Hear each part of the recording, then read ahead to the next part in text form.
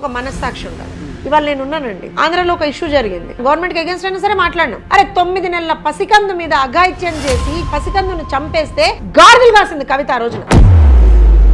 జ్యోత్స్న గారు ఈ తెలంగాణ బోనం ఎత్తడం ఏంది, కవిత గారిని అటాక్ చేయడం ఏంది? ఇప్పుడు కవిత లెక్క ఆ డిఫరెన్స్ మీరు చూసిన, బతుకమ్మలు ఒకసారి చేసుడు ఒకసారి చేయకపోవడు. తెలంగాణ బోనాలు బతుకమ్మకు బ్రాండింగ్ తెచ్చిన కవితకు ఇప్పుడు తెలంగాణ నుంచి వచ్చిన జ్యోత్స్న చెప్తే మాటలు ఇప్పుడు కవిత వినాలి. ఇప్పుడు పునుగులు బండ్లు పెట్టుకునే వాళ్ళు అంత చిల్లరగా కనబడుతున్నారు ఈమెకి. అంటే పునుగులు అమ్ముకుంటే చిన్నతనమా? సమాధానం చెప్పండి. వాళ్ళ అయ్యే భాషలో చెప్పాలంటే చింత కడతారు ప్రజలు. మళ్ళీ ఏమన్నా నేను అమ్మనైనా అంటారు. తెలంగాణ ప్రజలకు తెలంగాణ జ్యోత్స్న పని చేయడానికి వాళ్ళ ఆకాంక్షలు నెరవేర్చడానికి మీరు చెప్పినట్టు ఇంకా చేయాల్సింది చాలా ఉంది తెలంగాణలో.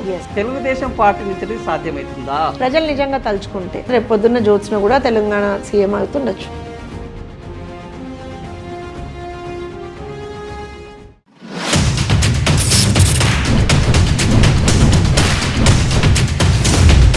టీడీపీ అద్భుతమైన నాయకులను తయారు చేస్తుంది అనేది ఒక అప్పటి నుంచి ఉన్నది.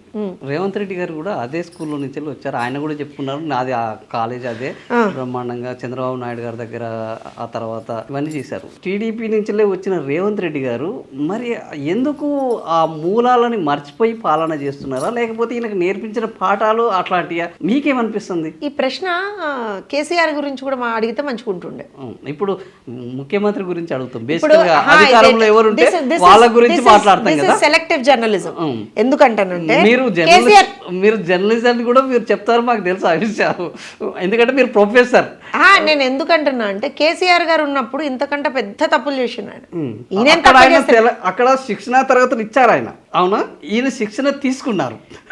తీసుకున్నా తీసుకోకపోయినా ప్రాబబ్లీ స్కూల్కి వెళ్ళి బయటకు పోయేటప్పటికి వీళ్ళకి స్కూల్ మూలాలు మర్చిపోయినట్టున్నారు. అంటే ఏమంటా అంటే జవాబుదారీతనం, ప్రజల పట్ల ఒక జవాబుదారీతనం. ఇప్పుడు మనం ఒక పెన్షన్ ఇస్తున్నాం అనుకోండి, అదే మన ఇళ్లకి వెళ్ళి ఇస్తలేం. చంద్రబాబు నాయుడు గారి జేబులోంచో లేకపోతే రేవంత్ రెడ్డి గారి జేబులోంచో ఇయ్యరు, ప్రజల పైసలు కదా అవి. ఇవాళ అక్కడ మా ప్రభుత్వం చూడండి, ప్రతి నెల పెన్షన్ వచ్చిన ప్రతిసారి కూడా ప్రతినిధులు వెళ్ళి ఇస్తారు, ప్రజాప్రతినిధులు వెళ్ళి గౌరవంగా ఇస్తున్నారు. ఎందుకంటే ఆ కల్చర్ని మేము ఇవాళ చేయదలుచుకున్నాం, తీసుకురాదలుచుకున్నాం. ప్రజల డబ్బు మనం ప్రజలకు ఇస్తున్నాం, మనం we are just custodians of their money. ఏవైనా సరే ఏ పథకాలు ఇచ్చినా ప్రజలకి మనం ఏమంటారంటే we are just doing our duty there. So మనం జవాబుదారీతనం ప్రజల పట్ల ఉండాలి మనకి. అంతే తప్పించి నాకు ఇష్టమైన వాటి మీద నేను రెస్పాండ్ అవుతా, ఇష్టం కాని వాటి మీద నేను రెస్పాండ్ కాను అని అంటే అది ఎంతవరకు సబబు అనేటువంటిది ఆలోచన చేయాలి ప్రభుత్వంలో ఉన్నవాళ్ళు. ఇవాళ ప్రభుత్వంలో ఉంటామా అయితే సెలవు, ఏమో మొన్ననే చెప్పినట్టు నేను 30 వరకు ఉంటా అనేదో చెప్పినట్టున్నారు. బట్ ఎనీవేస్, సో మనం రేపు ఉండొచ్చు ఉండకపోతుండొచ్చు ప్రభుత్వంలో, కానీ ప్రజలు మనం చేసినటువంటి మంచి పనులను గుర్తుపెట్టుకునేటట్టుగా అయితే మనం చేసుకోవాలి కదా.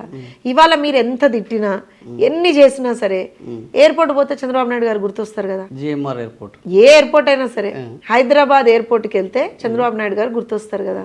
రింగ్ రోడ్ చూస్తే చంద్రబాబు నాయుడు గారు గుర్తొస్తారు కదా. రాజశేఖర రెడ్డి గారు కూడా గుర్తుకొస్తారు. నేను కాదంటలేను, నేను రాజశేఖర రెడ్డి గారిది చేసింది నేనేం కాదంటలేను, అదే అంటున్నా. చంద్రబాబు నాయుడు గారు స్టార్ట్ చేస్తే రాజశేఖర రెడ్డి గారు కంటిన్యూ చేసిండ్రు, తర్వాత వచ్చినటువంటి ప్రభుత్వాలు కూడా కంటిన్యూ చేసినాయి కావచ్చు.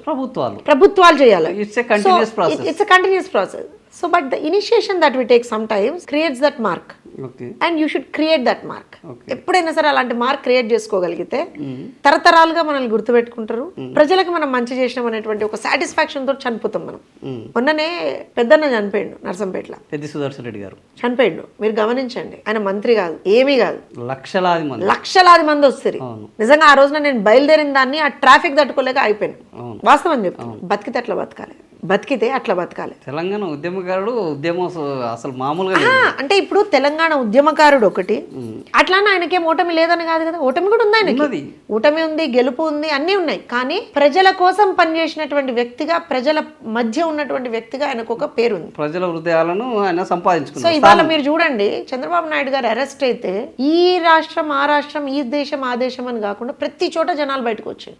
కానీ ఇంకా తక్కువ వచ్చారనేదే ఒకటి ఉన్నది. ఎక్కువ తక్కువ అంటే వాస్తవానికి చంద్రబాబు నాయుడు గారి విషయంలో వాస్తవానికి ఆ రోజు చాలా మంది కూడా ఆయన అరెస్ట్ అయితే అసలు ఆంధ్రప్రదేశ్ ఉంటదా ఉండదా అని ఒక, నేనేమంటున్నా ఆంధ్రప్రదేశ్ గురించి మాట్లాడతలేను. ఆంధ్రప్రదేశ్ లో ఆ రోజున ఏం సర్కమ్స్టాన్సెస్ ఉన్నాయో అవన్నీ మనం ఎవ్రీబడి నోస్.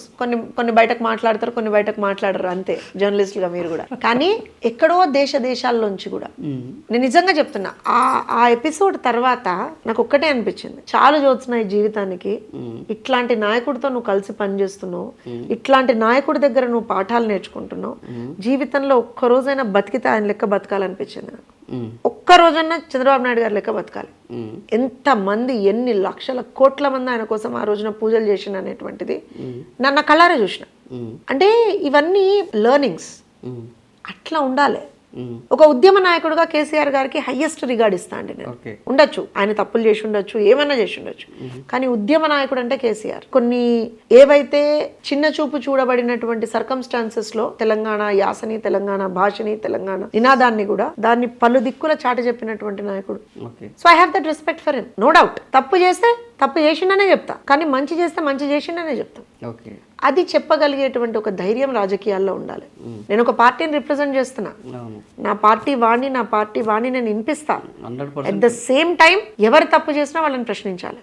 ఆ ప్రశ్నించే తత్వం మనలో పోయిన రోజున మనం రాజకీయ నాయకులుగా వేస్ట్. నేను అది బిలీవ్ చేసి రాజకీయంలో ఉన్నా. ఓకే, ఇప్పుడు తెలుగుదేశం పార్టీ స్పోక్స్ పర్సన్గా మీరు ఎక్కువ తెలుగుదేశం పార్టీ ఆంధ్ర రాజకీయాలకి ఎక్కువ పరిమితం అవుతున్నారు. తెలంగాణ రాజకీయాలు, తెలుగుదేశం ఇక్కడ వాటి గురించి పెద్దగా ఏం లేదు. ఎందుకు జ్యోత్స్న గారు ఇంకా లోతులోకి వెళ్తే ఎన్డీఏ స్పోక్స్ పర్సన్ అసలు టీడీపీ స్పోక్స్ పర్సనా అని అంటున్నారు. అంటే భవిష్యత్తులో బీజేపీ స్పోక్స్ పర్సన్ అయ్యే ఆలోచన ఏమైనా ఉన్నదా? బీజేపీ వాళ్ళు కూడా రేపు నరేంద్ర మోడీ గారు పిలిస్తే, నారా లోకేష్ పిలిస్తే పోయినట్టు నరేంద్ర మోడీ గారు పిలిస్తే జ్యోత్స్న గారు బీజేపీ స్పోక్స్ పర్సన్. నేను ఒక మాట చెప్తానండి, చంద్రబాబు నాయుడు గారు అంటే నాకు అభిమానం ఉంది కాబట్టి, చంద్రబాబు నాయుడు గారు అంటే చిన్నప్పటి నుంచి నేను చేసింది BCA కోర్సు, ఇంట్రొడ్యూస్ చేసినటువంటి వ్యక్తి ఆయన. So I have lot of memories with him. So definite గా ఆయనకు ఉన్నటువంటి స్థానం చాలా చాలా చాలా different when compared to all the other leaders. And నాకు కానీ నా కుటుంబానికి కానీ తెలుగుదేశం పార్టీ అనేటువంటిది ఒక కుటుంబం. చంద్రబాబు నాయుడు గారు నాకు తండ్రితో సమానం, లోకేష్ గారు నాకు నా సోదరుడు. ఏం జరిగినా సరే తెలుగుదేశం పార్టీ అనేటువంటి ఆ కుటుంబాన్ని మనం ఎప్పుడు కూడా కొట్లాడతాం కావచ్చు, ఏమన్నా చేసుకుంటాం కావచ్చు, కొట్లాడతాం, లొల్లి పెడతాం, పంచాయతీ పెడతాం, అన్ని పెడతాం, కానీ కుటుంబాన్ని వదులుకోం. వాళ్ళ కుటుంబ సభ్యులే ఆ పార్టీని వదిలేసుకుంటున్నారు. అది వాళ్ళ స్వగతం, మనకు సంబంధం లేనటువంటి అంశం అది. నేను కుటుంబం అనుకున్నప్పుడు నా కుటుంబాన్ని వదులుకునేటువంటి పరిస్థితి నేను ఏ రోజున తెచ్చుకోకూడదు. ఉంటాయి లొల్లి పంచాయతీలు ఉంటాయి, గొడవలు ఉంటాయి, అన్ని ఉంటాయి, నచ్చని ఉంటాయి. నేను చేసేవి ఇప్పుడు మా ఇంట్లో నేను చేసేది నా పిల్లలకే నచ్చకపోతుండొచ్చు, నా పిల్లలు చేసేది నాకే నచ్చకపోతుండొచ్చు. అట్లాంటి పిల్లల్ని వదిలేస్తామా? పిల్లలు తల్లిదండ్రులు వదిలేస్తున్నారు కదా. ఎవ్వరు వదలరు. నాకు వేరే వాళ్ళ సంగతి నాకు తెలియదు. నాకు తెలుగుదేశం పార్టీ ఒక కుటుంబం. చంద్రబాబు నాయుడు గారితో ఉన్నటువంటి అనుబంధం అది తండ్రి కూతుళ్ళ అనుబంధం అది. So that can never be changed. Jyotsna గారు కాబట్టి కుండబద్దలు కొట్టినట్టు మాట్లాడతారు, మాకు తెలుసు. ఎన్టీఆర్ కు చంద్రబాబు నాయుడు గారికి జరిగిన ఎపిసోడ్ లో ఎటువైపు ఉంటారు జ్యోత్స్న గారు? దేని గురించి అంటున్నారు మీరు? ఎన్టీఆర్ గారు పార్టీని ఆయనను పంపించి చంద్రబాబు నాయుడు గారు పార్టీని సొంతం చేసుకుని ఎపిసోడ్, అవునన్నా కాదన్న తెలుగుదేశంలో. ఆ విషయం గురించి అప్పుడున్నటువంటి చాలా మంది పెద్ద మనుషులు మాట్లాడి ఉండొచ్చు. నాకు అంత అవగాహన లేదు, ఎందుకంటే నేను అప్పుడు అసలు I don't even think I was. Professor పాతవి కూడా చాలా రీడ్ చేయగలరు. నేను విన్న విషయాలే చెప్పగలను అంటున్నాను. ఎందుకంటే నేను ఏదైనా సరే నా స్వగతంగా నేను చెప్పాలంటే నాకు దాంట్లో అవగాహన ఉంటేనే చెప్తా ఎప్పుడైనా, అది మీకు తెలుసు. సో నాకు అనుకున్నటువంటి నా understanding what I call, Chandrababu Naidu గారు చాలా బాధతో తీసుకున్నటువంటి నిర్ణయం అది. ఎందుకంటే చాలా సందర్భాల్లో ఇంటర్నల్ మీటింగ్స్ లో కూడా ఆయన మాట్లాడుతూనే ఉంటాం. ఇంకో విషయం ఏంటిది అని అంటే, ఆ రోజు ఉన్నటువంటి పరిస్థితుల ప్రకారం పార్టీని కాపాడాలంటే that was the only way out for him. Party is nothing but పెద్ద ఆయన కదా, అంతే కదా, నందమూరి తారక రామారావు గారు కదా పార్టీ అంటే. సో పార్టీ సైడ్ ఉన్నాం అంటే అన్నగారి సైడ్ ఉన్నట్టే, నో డిఫరెన్స్ దేర్. ఇక నేను దుష్ట శక్తులు అట్లాంటి పదాలు వాడను, కానీ ఒక్కొక్కసారి మన తల్లిదండ్రులు తప్పులు చేస్తుంటే కూడా మనం కొంచెం గట్టిగా నిలబడి బయటికి పంపించడం అని కాదు, ఆ తప్పుని చేయకుండా కొంత వాళ్ళతోటి ష్రూడ్గా ఉండాల్సినటువంటి పరిస్థితి ఉంటుంది. అది ఆ పరిస్థితి అలాంటిది అని నేను భావిస్తాను. ఎందుకంటే at the end of the day అన్నగారి కుటుంబం అయినటువంటి తెలుగుదేశం కుటుంబాన్ని ఆయన కాపాడిండు. అదే అన్నగారి రూపం కదా, ఇంకేముంది. ఇప్పుడు నందమూరి పార్టీ నుంచి నారావారి పార్టీగా మారుతుంది అనే విమర్శలు మీకు వినిపిస్తున్నాయి, మాకు వినిపిస్తున్నాయి. జూనియర్ ఎన్టీఆర్ పార్టీలోకి ఇంతకుముందు ప్రచారం చేశారు, చివరికి నివాళులు అర్పించే దగ్గర కూడా జూనియర్ ఎన్టీఆర్ వర్సెస్ నందమూరి బాలకృష్ణ, ఇలాంటి పరిస్థితులు ఒక టీడీపీలో కనిపిస్తున్నాయి. రేపు జూనియర్ ఎన్టీఆర్ ఈ పార్టీకి వ్యతిరేకంగా మళ్ళీ పార్టీ పెట్టే పరిస్థితి అదే కుటుంబం నుంచి వస్తుంది అని అంటున్నారు. జూనియర్ ఎన్టీఆర్ రాకని మీరు ఎట్లా తీసుకుంటారు? నాకు తెలిసి జూనియర్ ఎన్టీఆర్ గారు ఒక యాక్టర్, పార్టీ ప్రచారం కూడా చేశారు. చేసుండొచ్చు, పార్టీకి ఆయన ప్రచారం చేసుండొచ్చు, అప్పుడు ఉన్నటువంటి రిక్వైర్మెంట్ ప్రకారంగా ఆయన ప్రచారం చేసుండొచ్చు. ఆయన ఫుల్ టైం పొలిటీషియన్ కాదు, పాలిటిక్స్ లో నేను ఇప్పుడు రాలేను, నేను నా కెరియర్ చూసుకుంటున్నాను 1000 సార్లు చెప్పిండు. కాకపోతే మాటి మనల్ని లాగేటువంటి ఒక్కొక్క పరిస్థితి తీసుకొస్తా ఉంటారు. ఒకటి. రెండో విషయం, మీరు ఇందాక అన్నటువంటి నేను మర్చిపోను దాన్ని, నందమూరి పార్టీ నారా పార్టీ అని ఏదో అన్నారు. నారావారి పార్టీ అవుతున్నది. ఏది లేదండి, నందమూరి పార్టీ కాదు, నారా పార్టీ కాదు, అది తెలుగుదేశం పార్టీ, తెలుగు ప్రజల పార్టీ, తెలుగు ప్రజల కోసం పెట్టినటువంటి పార్టీ, తెలుగు ప్రజల కోసం పనిచేసేటువంటి పార్టీ, తెలుగు ప్రజలు పనిచేసేటువంటి పార్టీ. ఓకే. అందులో నందమూరి నారా అనేటువంటి డిఫరెన్స్ ఏ రోజున లేదు, రాదు కూడా. ఎందుకంటే ఇప్పుడు మనం చూసాము ఒక పార్టీ తెలంగాణలో చూస్తే కేసీఆర్ కుటుంబంలోనే కేసీఆర్ అది కూడా తెలంగాణ పార్టీ అని అనుకున్నారు. ఆ తర్వాత కేసీఆర్ కూతురే బయటకు వచ్చి అది తెలంగాణ పార్టీ కాదు, అది కేటీఆర్ పార్టీ, నాది టీఆర్ఎస్ పార్టీ అని మాట్లాడుతున్నాం. సో కుటుంబంలో పార్టీల మధ్య ఇట్లాంటివి రావడం, కుటుంబాలు కొన్నిసార్లు ఒక పార్టీని హైజాక్ చేయడం, బయటికి రావడం జరుగుతుంటది. సో అయితే జ్యోత్స్న గారు ఈ తెలంగాణ బోనం ఎత్తడం ఏంది, కవిత గారిని అటాక్ చేయడం ఏంది, అసలు అంటే రేపు తెలంగాణ రాజకీయాల్లో జ్యోత్స్న గారి ప్రస్థానం ఏంటి? ఫస్ట్ ఆఫ్ ఆల్ జ్యోత్స్న కొత్తగా బోనం ఎత్తలే, తెలంగాణ బిడ్డగా మేము ఎప్పటి నుంచో బోనం ఎత్తుతాం, బోనం తీస్తాం, అమ్మవారిని మొక్కుతాం, అది మన కల్చర్. ఇప్పుడు కవిత లెక్క ఏమంటారంటే అధికారంలో ఉన్నప్పుడు ఎత్తకుండా, అధికారంలో లేనప్పుడు ఎత్తకుండా, అంటే ఆ డిఫరెన్స్ మీరు చూసినా, బతుకమ్మలు ఒకసారి చేసుడు, ఒకసారి చేయకపోవడు, అవన్నీ నేను ఎప్పుడు చేయను. నేను ఈ రోజున చేసినా మనం భక్తి శ్రద్ధలతో చేస్తాము, అది అంతవరకే ఉంటది. బోనాలకి రాజకీయాలకి సంబంధం లేదు. బోనం నా కల్చర్, నా సంస్కృతి, నా సాంప్రదాయం, రాజకీయాలకు అతీతం. దయచేసి దాన్ని రాజకీయాలకు ముడిపెట్టద్దు. ఆల్రెడీ ఒకసారి ఆమె ముడిపెట్టే బతుకమ్మని గానీ బోనాలని గానీ రాజకీయాలతో ముడిపెట్టే ఆమె తప్పు చేసింది. అంటే బోనాలకు బతుకమ్మకు బ్రాండింగ్ తీసుకొచ్చిన వ్యక్తిగా కూడా కవిత గారిని చెప్తున్నారు. మీరు ఒక మాట నిజంగా గుండెల మీద చేసుకొని చెప్పండి, ఇదివరకు తీయలే. కానీ ఈ ఫేమ్ లేదు, అవునన్నా కాదు. తెలంగాణ ఉద్యమానికి ముందు బతుకమ్మకు బోనాలకు ఇంత డెఫినెట్ గా అది ఎట్లయితది అని అంటే, ఒక ఉద్యమ సమయంలో మన కల్చర్ ని, మన ట్రెడిషన్ ని మనం ఎక్కువగా ఫోకస్ చేస్తాం. ఆబ్వియస్లీ జనరల్ గా మీకు తెలియదు కాదు, స్వాతంత్ర ఉద్యమాలు జరిగినాయి, అప్పుడు వినాయక చవితి గురించి వచ్చింది, తెలంగాణ వచ్చినప్పుడు తెలంగాణ బోనాల గురించి వచ్చింది. సో సంస్కృతిని అద్భుతంగా ఎలివేట్ చేసిన ఉద్యమం తెలంగాణ ఉద్యమం. అంతే అంతే అంతే. సో అక్కడ ఎవరికో ఒకళ్ళ క్రెడిట్ లేదంటున్నా నేను. అంటే ఆ పాట తెలంగాణ మట్టి బిడ్డలు ఎత్తినండి బోనాల రోజున, మరి వాళ్ళకి కదా క్రెడిట్ పోవాల్సింది. రోడ్ల మీద కిలోమీటర్లు బోనాలు ఎత్తుకొని నడిచిండ్రు ఆడబిడ్డలు తెలంగాణ ఉద్యమంలో, అది ఎందుకు క్రెడిట్ ఇయ్యరు? మీరు అన్నట్టే నిజంగానే ఎప్పుడైనా కార్యకర్తలకే క్రెడిట్లు వస్తే నాయకులు అనే వాళ్ళు ఉంటారా మేడం? అసలు నేను ఉంటారా అని అంటలేదు. నేను ఎందుకు అంటున్నా అంటే, దాన్ని ఒక నిమిషం, దాన్ని ఒక పావుగా వాడద్దు అంటున్నా. నేను తప్పంటలేను. నేను ఏమన్నా, నేను నిజంగా ఇందాక నేను చెప్పిన కేసీఆర్ గారికి ఒక ఉద్యమ నాయకుడిగా నేను గౌరవం ఇస్తా అని చెప్పిన. ఇవ్వాలి, ఎవరికి ఏ క్రెడిట్ ఇవ్వాలనో మనం అది ఇవ్వాలి. మాత్రం తనకు గౌరవం ఇయ్యరు, గౌరవం ఇవ్వను అని నేను అనట్లేదు. కానీ దాన్ని నువ్వు ఒక పావుగా వాడినవు అనేటువంటిది నాకు అర్థమైంది కాబట్టి నేను నీకు క్రెడిట్ ఇస్తలేను అంటున్నా. నేను అందులో పావుగా ఏం వాడుకున్నా, ఒక మాట చెప్తా. ఇప్పుడు ఆల్మోస్ట్ 10 సంవత్సరాలు వాళ్ళు అధికారంలో ఉన్నారు. తర్వాత గత 2 సార్ల నుంచి 2.5 ఏళ్ల నుంచి వాళ్ళు అధికారంలో లేరు కదా. అధికారంలో ఉన్నప్పుడు ఎన్ని సంవత్సరాలు ఆమె బతుకమ్మ బోనాలు ఇంత ఘనంగా చేసింది? దాదాపుగా అన్ని సార్లు చేసిందా? ఒకసారి చెక్ చేసుకోండి. సెకండ్ టర్మ్ లో ఒకసారి చెక్ చేసుకోండి. మీ దృష్టికి చేయలేదనేది మా దృష్టికి కాదు, మీరు ఒకసారి చెక్ చేసుకోండి అంటున్నాను నేను. నాకు ఆమె మీద ఎందుకు కోపం ఉంటదండి? ఒక ఆడపిల్ల బయటపడి ఉద్యోగం చేసి పోనీ రేపు పొద్దున ఒక రాజకీయ పార్టీ, మేము షర్మిలనే ఓకే అన్నాం తెలంగాణలో, రామ్మ షర్మిల అన్న నేను. కానీ నువ్వు దాన్ని ఒక అస్త్రం లాగా వాడుతుంటే నాకు కోపం వస్తుంది అంటున్నాను. Culture is culture, don't make it political అంటాను నేను. మీరు మొదట్లో మాట్లాడుతూ మహిళలు రాజకీయాలకు వస్తే మహిళలకు సలాం కొట్టడానికి చాలా మంది ఇష్టపడరు అని అన్నారు. కానీ జ్యోత్స్న గారి మాటలలో ఓ షర్మిలని కానీ ఓ కవితని కానీ వాళ్ళని అటాక్ చేయడంలో కూడా ఏ మాత్రం స్వరం కానీ అది ఏమి తగ్గేది ఉండదు. అవును, వాళ్ళు గనక వాళ్ళంతటా వాళ్ళు ఏ రికగ్నిషన్ లేకుండా రాజశేఖర్ రెడ్డి బిడ్డగా కాకుండా, కేసీఆర్ బిడ్డగా కాకుండా కష్టపడి వాళ్ళ రోజున రోడ్ల మీద తిరిగి కొట్లాడి తెలంగాణ తెచ్చుకున్నటువంటి ఆడబిడ్డలు తిన్న వాళ్ళు కూడా నిలబడి కొట్లాడితే బాధ్యత నేను సపోర్ట్ చేస్తున్నాను, బరాబర్ సపోర్ట్ చేస్తాను. వాళ్ళ కడుపులో పుట్టడం ఇలా తప్ప, వాళ్ళ కడుపులో పుట్టడం తప్పంటలే. 10 సంవత్సరాల పాటు తెలంగాణలో అధికారంలో ఉండి 9.5 సంవత్సరాలు టు బి ప్రిసైజ్, 9.5 సంవత్సరాల పాటు తెలంగాణలో అధికారంలో ఉండి ఆడబిడ్డల మీద అన్యాయం జరిగినప్పుడు నోరు మెదపకుండా, 5 సంవత్సరాల పాటు తెలంగాణలో ఒక మహిళా మంత్రి లేకపోతే నోరు మెదపకుండా, 6.5 సంవత్సరాల పాటు తెలంగాణలో ఒక మహిళా కమిషన్ లేకపోతే నోరు మెదపకుండా ఉన్నటువంటి వ్యక్తి ఇయాలొచ్చి ఎప్పుడు ఆమెకి అధికారం పోయి ఆమెకి వాళ్ళ నాన్నకి అధికారం పోయి వాళ్ళ నాన్నకి ఆమెకి వాళ్ళ అన్నకి ఆమెకి ఎవరికో మరి వాళ్ళ ఇంట్లో వాళ్ళకి తగవులాట అయిన తర్వాత ఇప్పుడు బయటకు వచ్చి నేను ఉద్ధరిస్తా అంటే నమ్ముదామా? నీ చేతిలో అధికారం ఉన్నప్పుడు నువ్వేం చేసినావు? ఏం చేసినావు? దానికి క్షమాపణ చెప్పింది, నేను చేయలేకపోయాను కొన్ని పరిస్థితుల వల్ల అని. నేను కూడా చెప్తా రేపు క్షమాపణ. నేను అనేది అది కొన్ని పరిస్థితుల వల్ల కాదు. మనసుకి ఎప్పుడైనా సరే ఒక మనస్సాక్షి ఉండాలి. ఇవాళ నేను ఉన్నానండి, ఆంధ్రలో ఒక ఇష్యూ జరిగింది, మేమందరం దానికి అగేన్స్ట్ గా మాట్లాడాం, గవర్నమెంట్ కి అగేన్స్ట్ అయినా సరే మాట్లాడినాం. మనం అధికారంలో ఉన్నంత మాత్రాన we should not shut our mouth.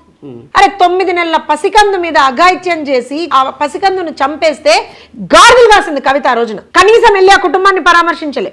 ఇక్కడ నేను ఆ కుటుంబం దగ్గరకు పోయినా మాట్లాడాలి కదా. ఆ రోజున నిన్నేం చేయమని అడగలే కదా, వాడినేం నిన్ను ఉరేయమని అడగలే కదా, నువ్వు మాట్లాడాలే కదా, ప్రభుత్వంలో ఉన్నదానివే కదా, నువ్వు ఒక ఎంపీవే కదా, నువ్వు ఆ రోజున మాట్లాడాలి కదా. అదే తను చెప్పింది. ఎందుకు దానికి ఎవడు అడ్డు వచ్చిందంటున్నా, దానికి ఎవడు అడ్డు వచ్చిందంటున్నా నేను. అయ్యో అని నీకు ఎవడు అడ్డు వచ్చిండు, అయ్యో అని నీకు ఎవడు అడ్డు వచ్చిండు? ఇక్కడ నాన్ సెన్స్ అండి. మీరు జర్నలిస్ట్, అర్థం చేసుకోండి. అన్నది చెప్తున్నాను మేడం. అవునా, ఆమె అన్నది కాబట్టి మనం వినొద్దని చెప్తున్నా నేను. కథలు వేరే వాళ్ళ దగ్గర చెప్పమని చెప్తున్నా, మన దగ్గర తెలంగాణ వాళ్ళం మనం. కథలు చెప్తే ఉల్టా ఆ కథలకి ఇంకో 4 కథలు యాడ్ చేసి చెప్తామని చెప్పండి. ఇప్పుడు ఇదే హైదరాబాద్ లో ఎల్బీ నగర్ అండ్ హయత్ నగర్ దగ్గర ఒక 6 ఏళ్ల పసికందును గిరిజన బాలికను వాడు రేప్ చేసి డ్రమ్ముల గుక్కి అంతా చేసి వాడిని పట్టుకోవడానికి ఆ రోజున అందరం కూడా ఆ రోజు రాత్రి నేను పోయిన ఆ కుటుంబం దగ్గరికి. టిన్ని షెడ్యూలలో ఉన్నారు ఆ కుటుంబాలు. పోతే ఆ రోజున మర్నాడు పొద్దున్న 2 రోజుల తర్వాత వీళ్ళు ఏం చేసిండో తెలుసా? వీళ్ళు చేసినటువంటి కర్తూతులు చెప్పాలి కదా నేను. ఈ మహాతల్లి ఉన్నది అప్పుడు అధికారంలోనే ఉన్నది. 2 మహిళా మంత్రులని పొద్దున్న తెల్లవారుజామున 4 గంటలకు 5 గంటలకు పంపించి రప చేయించిండు కేసుని. గదా నువ్వు చేసేది? నువ్వెందుకు రాలేకపోయినావు? మరి నేను అనేది ఏంటంటే, నువ్వు వచ్చే దానికి కూడా అడ్డు చెప్తున్నారంటే రేపు పొద్దున నీకు అధికారం ఇచ్చి హైయెస్ట్ అధికారం లిటరల్ గా అప్పుడు వాళ్ళకి, అవునా కదా? అట్లాంటి పరిస్థితుల్లో నువ్వేం చేయలే కదా. రేపు పొద్దున్న నువ్వేమైతే ఏం చేస్తావమ్మా? ఏం చేస్తావు అంటే నీ కన్వీనియన్స్ ప్రకారంగా నువ్వు రాజకీయం చేస్తున్నట్టే కదా అక్కడ. ఇప్పుడు ఒక చిన్న మాట, ఢిల్లీ పార్లమెంట్ లో పోయి మహిళా రిజర్వేషన్ బిల్లు మీద కొట్లాడినా అని చెప్పి మొన్న చెప్తుంది ఎక్కడో చేసింది కదా. మరి ఇక్కడ మీ నాన్నగారు క్యాబినెట్ లో ఒక్క మహిళకి స్థానం లేకపోతే ఏం చేసినావు మరి? అప్పుడు ఏమని చెప్పాను? ఎప్పుడు చెప్పింది? అప్పుడు మా నాన్నగారికి చెప్పాను ప్రైవేట్. ఎప్పుడు చెప్పింది? నేను అదే చెప్తున్నా. అంటే this is what is politics. Using your card for politics. Stop it. Telangana ప్రజలు అంత పిచ్చోళ్ళు కాదు. పాదయాత్రలు చేసి తెలంగాణలో ఎంపీగా గెలిచి తెలంగాణ జాగృతి పెట్టి తెలంగాణ కేసీఆర్ కూతురుగా ఉండి తెలంగాణ బోనాలు బతుకమ్మ బ్రాండింగ్ తెచ్చిన కవితకు ఇప్పుడు తెలంగాణ నుంచి వచ్చిన జ్యోత్స్న చెప్తే తెలంగాణ జ్యోత్స్న చెప్పిన మాటలు ఇప్పుడు కవిత వినాలి బరాబర్ వినాలి.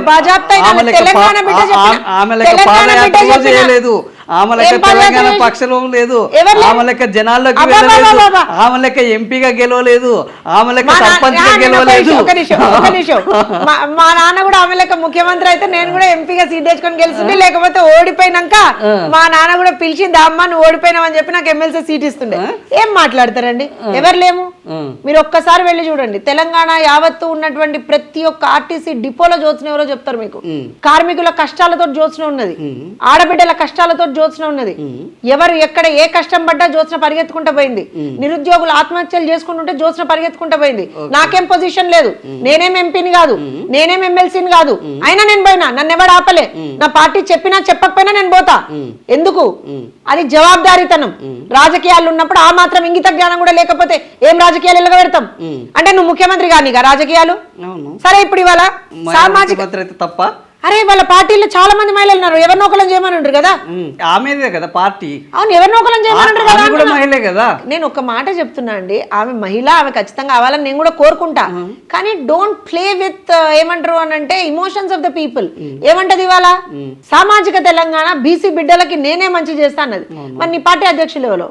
పార్టీ అధ్యక్షులు మరి ఆమె బీసీయా? బీసీ కాదు, బీసీ ముఖ్యమంత్రి చేస్తారు. పార్టీ అధ్యక్షులు ముఖ్యమంత్రి చేస్తుందా? ఇప్పుడు బీసీ బీసీ ముఖ్యమంత్రి చేస్తుందా? ఆమె చెప్తున్నది. చెప్పిందా? అవును. ఎక్కడ చెప్పింది? బీసీ రేపొద్దున మరి ఎందుకో మరి నేను ముఖ్యమంత్రి అయితే అని చెప్తుంది. నేను మరి ఆమెనైనా బీసీగా మారాలి, లేకపోతే ఏమైనా చేయాలి. ఎందుకు కన్ఫ్యూజింగ్? ఎందుకు చెప్పండి? అంటే ఒకటి మీరే కదా ఎక్కువ కన్ఫ్యూజ్ చేసేది. One thing, I have nothing against Kavitha. నాకేం ఆమెతోటి పొలం పంచాయతీ లేదు, గట్టి పంచాయతీ లేదు, ఏ పంచాయతీ లేదు. ఏ పంచాయతీ లేదు. నిజంగా కూడా ఒక ఆడబిడ్డ రాజకీయాల్లో అత్యధిక స్థానానికి పోవాలని చెప్పి కోరుకునేటువంటి దాంట్లో నేను మొదటిదాన్ని. కానీ at the same time convenience politics చేసుకుంటా ప్రజల మనోభావాలతో ఆడతా అంటే మాత్రం నాకు అది నచ్చదు. పర్సనల్ ఫీలింగ్ అది నాకు నచ్చదు. ఎందుకంటే మీరు ఆ టైంలో నేను ఐ వాజ్ లీడింగ్ తెలుగు మహిళ. అవును, తెలంగాణ మహిళా కమిషన్ కోసం కొట్లాడుతున్నాం మేము. తెలుగు మహిళా అధ్యక్షురాలుగా నేను ఉన్న తెలంగాణ తెలుగు మహిళా అధ్యక్షురాలుగా 100 సార్లు ఆమె అపాయింట్మెంట్ అడిగినా. నేను అపాయింట్మెంట్ ఇవ్వలే. ఎందుకు ఇవ్వలే? మరి నేనేం తప్పడగలేదే. ఒక రాజకీయ పార్టీగా ఇవ్వాలే కదా. నువ్వు నిజంగా నీ మనసులో నీ పార్టీ నీకు ఒప్పుకుంటలేదు కావచ్చు, ఏమైతుంది? రాజకీయ నువ్వు మహిళలతోటి ఎప్పుడు ఉన్నావు అంటున్నా నేను. నా క్వశ్చన్ అది.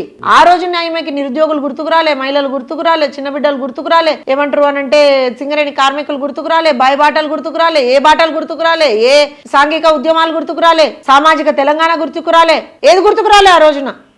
ఇవాళ ఎప్పుడైతే నీ పదవి పోయిందో, ఇవాళ ఎప్పుడైతే నీకింట్లో పంచాయతీ స్టార్ట్ అయిందో, ఇవాళ అన్ని గుర్తొచ్చినాయా? అండ్ ఇంకోటి, I'm not even talking about any cases. I'm not even talking about any cases. నేను మాట్లాడతలే. నేను నిజంగా కూడా ఒక తెలంగాణ బిడ్డగా నాకు ఉన్నటువంటి ఆక్రోశం. తిట్టను పోరా అన్నట్టు నేను కేసుల గురించి మాట్లాడతలేను అనుకుంటానే. జోస్న గారు చెప్పేది ఏంటంటే నేను కేసుల గురించి మాట్లాడతాను. నేను ఒకటే చెప్తున్నా అండి, నేను ఒకటే చెప్తున్నా, తెలంగాణ ఆడబిడ్డ ఆక్రందన ఇది. నేను మాట్లాడిన ప్రతి మాట ఇప్పుడు వాస్తవమా కాదా? ఇవాళ ఒక చిన్న మాట చెప్తా. నిరుద్యోగులు ఆత్మహత్యలు చేసుకుంటుంటే మేము మాట్లాడినాం, కొట్లాడినాం. ఆ రోజున పోయినాం వాళ్ళ దగ్గరికి. ఇవాళ మాట్లాడుతున్నటువంటి కేటీఆర్ గారు కానీ, కవిత గారు కానీ, ఆ పార్టీలో ఉన్నటువంటి ఏ నాయకులు కానీ ఆ రోజున మాట్లాడలేదు. సో మీరు ఇవాళ అధికారం కోల్పోయింది కాబట్టి మాట్లాడుతుండొచ్చు, కావచ్చు, నేను కాదంటలేను. కానీ అధికారంలో ఉన్నప్పుడు మనం ఎంతో కొంత చేయాలి కదా, చేసినప్పుడు మాట్లాడాలి కదా. మహిళల్ని మీరే అత్యధికంగా డిమీన్ చేసిండ్రు, ఇన్సల్ట్ చేసిండ్రు. ఫస్ట్ టర్మ్లో ఒక మహిళా మంత్రినే పెట్టలే మీరు. మహిళలు అంతమంది ఎమ్మెల్యేలుగా ఎలక్ట్ అయినా సరే మీరు పెట్టలే మీరు. సో మీకు మహిళల పట్ల ఉన్నటువంటి కమిట్మెంట్ ఆ రోజున అర్థం కాలేదా? సో నువ్వు మీ నాన్న ముఖ్యమంత్రిగా ఉన్నప్పుడు, నువ్వు ఒక ఎంపీగా ఉన్నప్పుడు, అంటే బోత్ ఆర్ పవర్ఫుల్ పొజిషన్స్ కదండి. Let's talk logic here. అంత పవర్ఫుల్ పొజిషన్ లో ఉన్న నువ్వు ఆ రోజునే మాట్లాడలేదు. ఇవాళ నీకేం లేనప్పుడు నువ్వు మాట్లాడుతున్నావు అంటే నీకు ఎక్కడో అది తేడా కొడతలేదా? తేడా కొడుతుంది కదా. మళ్ళీ ఏమన్నా నేను అమ్మనైనా అంటది. నువ్వు అక్కవు, అక్క నుంచి అమ్మగా రూపాంతరం చేదు, ఇంకేమన్నా రూపాంతరం చేదు. మీరు కూడా మీ మాటలు ఒకటి అన్నారు, జ్యోత్స్న గారు జ్యోత్స్నమ్మ అని పిలిపించుకునే ఒక గౌరవం కోసము నేను రాజకీయాలు చేస్తున్నా. జ్యోత్స్నమ్మ అనేటువంటిది నేను ఇన్ జనరల్ కూడా నన్ను అందరు అట్లా పిలుస్తారు. జ్యోత్స్నమ్మ జ్యోత్స్నమ్మ అంటారు. అమ్మ అనడం గౌరవం. నేను గౌరవం, ఆమె గౌరవాన్ని అమ్మ అనే గౌరవాన్ని పొందాలనుకోవడం తప్పేంటి? తప్పని నేను అంటలేను. కానీ నువ్వు దాని గురించి ఏం వర్క్ చేస్తున్నావు అంటున్నా. ఎందుకు ఇవాళ రోజు సెంటిమెంట్ రగిల్చి రాజకీయం చేయదలుచుకుంటున్నావు అంటున్నా నేను. ఎందుకు? నాకు ఒక ముచ్చట చెప్పండి. తెలంగాణ సెంటిమెంట్, తెలంగాణ రాజకీయాలే సెంటిమెంట్ మీద నడుస్తున్నాయి. తప్పు. అసలు ఆంధ్ర రాజకీయాలు, తెలంగాణ రాజకీయాలు కుల సెంటిమెంట్లు, ప్రాంత సెంటిమెంట్లు. నేను ఒక మాట చెప్తా. 10 సంవత్సరాల పాటు వాళ్ళ పార్టీ అధికారంలో ఉన్నప్పుడు ఆమెకి సెంటిమెంట్ గుర్తు రాలేదా? ఆమె సెంటిమెంట్ ఎప్పుడు వదిలిపెట్టలేదు. ఎప్పుడు వదిలిపెట్టింది? ఎప్పుడు వదిలిపెట్టలేదు. ఎందుకు వదిలిపెట్టలేదు? వాళ్ళ అయ్యతో పట్టుకుని అన్ని జాగాలకు వెళ్ళిందే ఆమె కదా. పోయి రోజా ఇంటికి వెళ్ళింది ఆమె కదా. అక్కడ తిన్నది ఆమె కదా. లేకపోతే ఇంకో దగ్గరకు పోయి మాట్లాడింది ఆమె కదా. ఆంధ్రలో కాళ్ళల్లో ములుగుచ్చుకుంటే నా పంటితో తీస్తా అన్నది వీళ్ళు కదా. ఆ రోజు ఏమకేం రాలేదట. ఇవాళ ఏదో మామూలుగా ఎవరో ఇప్పుడు పునుగులు బండ్లు పెట్టుకునేటోళ్ళు అంత చిల్లరగా కనబడుతున్నారు ఈమెకి. అంటే పునుగులు అమ్ముకుంటే చిన్నతనమా? పునుగులు అమ్ముకుంటే చిన్నతనమా? సమాధానం చెప్పండి. వాళ్ళ అయ్య భాషలో చెప్పాలంటే చీరి సింతకు కడతారు ప్రజలు. మాకు ఆ భాష రాదు కాబట్టి నోరు మూసుకుంటున్నాం. మేము చూస్తే చెప్తారు అనుకుంటాను. ఆ భాష మాకు రాదు కాబట్టి నోరు మూసుకుంటున్నాం.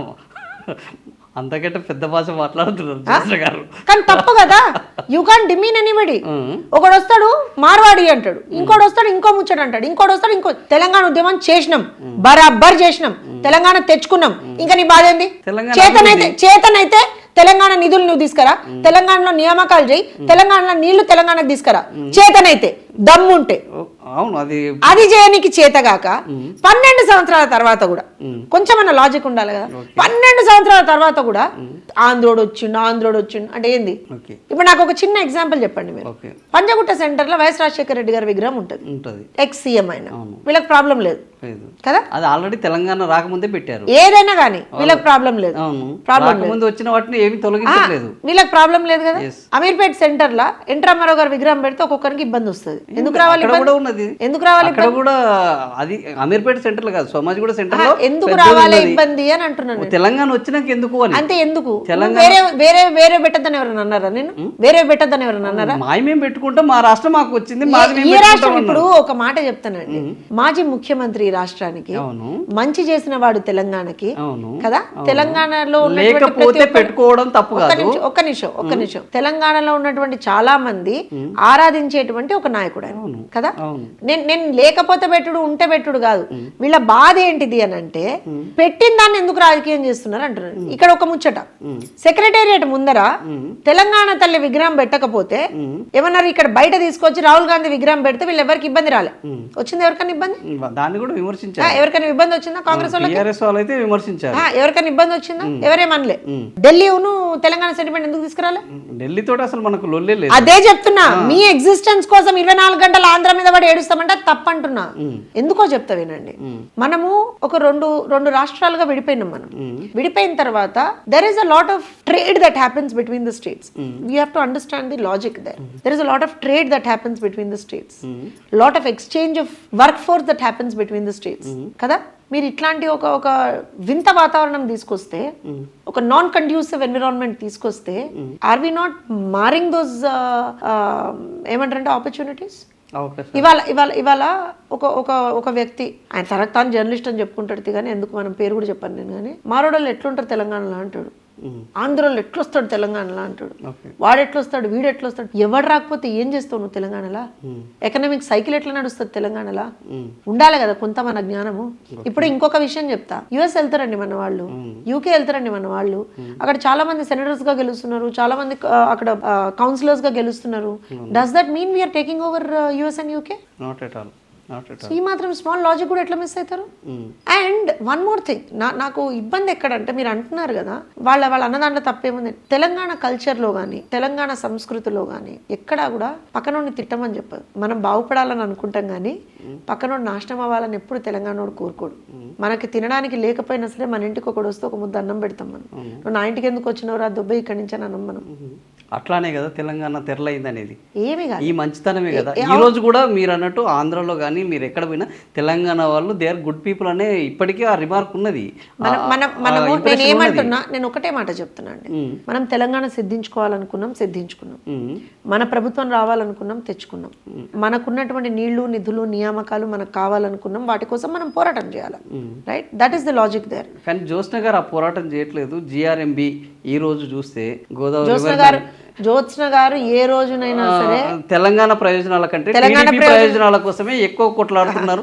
తెలంగాణ బిడ్డ, తెలంగాణ ఉద్యమ లక్షణాలు ఉన్నాయి, కానీ టీడీపీ ప్రయోజనాలకు కొట్లాడినంత తెలంగాణ ప్రయోజనాలకు కొట్లాడితే తెలంగాణకు జ్యోత్స్న గారి వల్ల ఇంకెక్కువ మేలు జరుగుతుంది. తెలంగాణ కోసమే నేను పుట్టింది తెలంగాణ, నేను బతికింది తెలంగాణ, నా ప్రాణం ఉన్నంత వరకు నేను టీడీపీకి నేను పని తప్పది. ఇప్పుడు ఇక్కడ ఉన్నటువంటి కాంగ్రెస్ లో ఉన్నటువంటి నాయకులు చాలా మంది కూడా వేరే రాష్ట్రాల కోసం పనిచేస్తారు. ఆఫ్ కోర్స్ అది జాతీయ పార్టీ.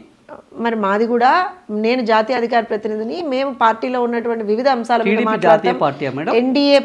ఎన్డీఏలో మేము భాగస్వాములుగా ఉన్నాం కాబట్టి ఖచ్చితంగా వివిధ అంశాల మీద మాట్లాడేటువంటి ఒక సిచ్యువేషన్ మాకు ఉంటుంది. మేము దాని గురించి మాట్లాడతాం.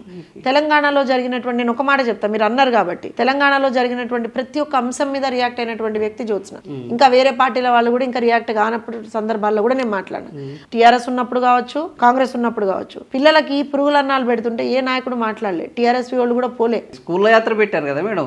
నేనేమంటున్నా, మేము మాట్లాడి మేము ఫీజు రీంబర్స్మెంట్ దగ్గర నుంచి ప్రతిదీ చేసుకుంటూ వచ్చిన తర్వాత ప్రతి ఒక్కళ్ళు మాట్లాడుతున్నారు. ఫీజు రీంబర్స్మెంట్ గురించి మాట్లాడితే రేవంత్ రెడ్డి ఆంధ్రాలో ఫీజు రీంబర్స్మెంట్ ఇవ్వమనండి ఆర్ కృష్ణ గారు, తర్వాత తెలంగాణలో ఇస్తారు. ఆంధ్రాలో రేవంత్ రెడ్డి గారికి అవగాహన ఏమి ఉన్నట్టున్నది, కావాలంటే నెంబర్లతో సహా రేవంత్ రెడ్డి గారికి చెప్తానని చెప్పండి. రేవంత్ రెడ్డి గారికి కొంచెము ఏమంటారు అని అంటే అవగాహన ఏమి ఉన్నట్టున్నది, స్టాటిస్టిక్స్ కరెక్ట్ గా ఇచ్చేటోళ్ళు లేరు అనుకుంటా. Real numbers and real facts మేము ఇస్తామని చెప్పండి. కరెక్ట్ పెన్షన్లు ఇమ్మని చెప్పండి. కరెక్ట్ గా రైతు భరోసానా రైతు బంధు ఏదో ఇస్తున్నాడు కదా అది కరెక్ట్ గా ఇమ్మని చెప్పండి. ఆడబిడ్డలకి ఏదైతే ఇస్తామని చెప్పిందో అది ఇమ్మని చెప్పండి. ఇంకా కరెక్ట్ గా మాట్లాడితే నిరుద్యోగులకు ఉద్యోగ నోటిఫికేషన్లు ఇమ్మని చెప్పండి. ఇవన్నీ ముచ్చట్లు మాట్లాడిన తర్వాత వేరే రాష్ట్రాల గురించి మాట్లాడదాం.